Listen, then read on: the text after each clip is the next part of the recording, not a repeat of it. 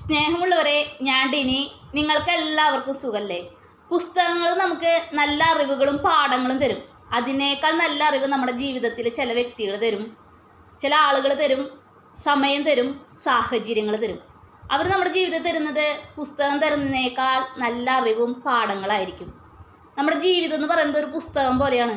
പുസ്തകം ഒരിക്കലും വായിച്ചിട്ട് വലിച്ചെറിയുന്ന ആൾക്കാരുടെ കയ്യിൽ നമ്മൾ ഒരിക്കലും കൊടുക്കരുത്. മറിച്ച് പുസ്തകങ്ങൾ വായിച്ചു കഴിഞ്ഞാലും അത് ഭദ്രമായിട്ട് സൂക്ഷിക്കുന്ന ആൾക്കാരുടെ കയ്യിലാണ് കൊടുക്കാൻ പാടുള്ളൂ.